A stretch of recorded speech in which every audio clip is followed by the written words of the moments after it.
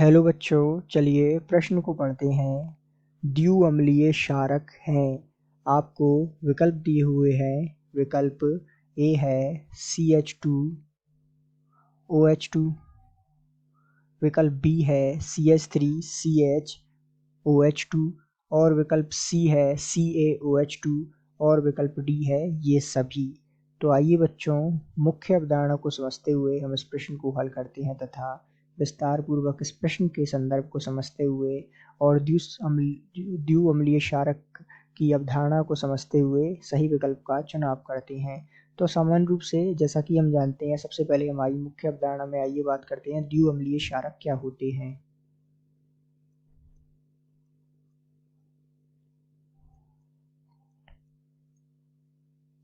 तो द्विअम्लीय क्षारक की परिभाषा क्या कहती है कि वे क्षारक जिनमें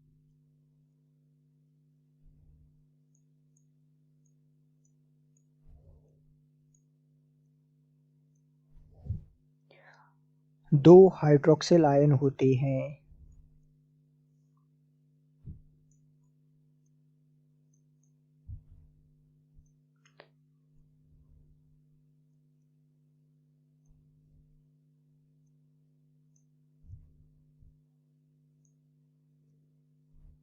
क्या कहलाते हैं? द्विअम्लीय क्षारक कहलाते हैं। इसी प्रकार यदि हम बात करें जो होते हैं अर्थात त्रिअम्लीय क्षारक क्या होते हैं?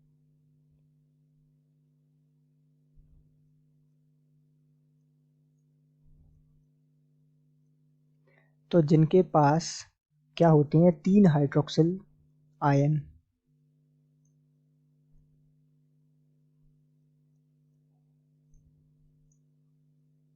वो क्या होते हैं? वो होते हैं त्रिअम्लीय क्षारक होते हैं, जैसे कि हाइड्रोक्सिल आयन अर्थात OH-। तो इस प्रकार जो है आप द्विअम्लीय क्षारक या त्रिअम्लीय क्षारक की अवधारणा को समझ सकते हैं। अब इस प्रश्न का उत्तर हम देते हैं।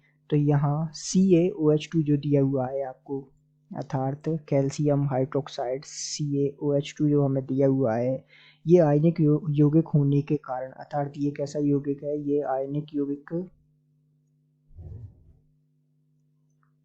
एक आयनिक यौगिक है जिसके कारण जो है जल में घुलने पर शीघ्रता से 2 हाइड्रोक्सिल आयन देता है। अर्थात इसे जब हम जल में घोलते हैं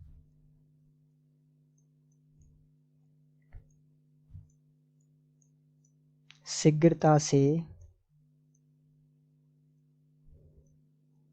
2 जो OH- समूह है अर्थात 2 हाइड्रोक्सिल आयन देता है, अर्थात हाइड्रोक्सिल आयन या OH- समूह देता है। अतः ये जो है एक द्विअम्लीय क्षारक है। तो इस प्रकार हम कह सकते हैं कि इनमें जो दिया हुआ है कैल्शियम हाइड्रोक्साइड CaOH2, ये जो होगा ये होगा द्विअम्लीय क्षारक।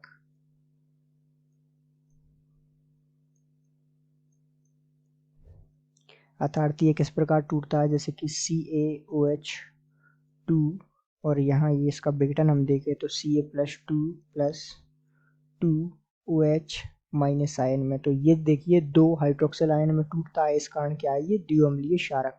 तो इस प्रकार हमारा विकल्प हम चुन लेंगे कि दिए गए प्रश्न का सही उत्तर विकल्प सी है। आशा करते हैं आपको समझ आया होगा। धन्यवाद।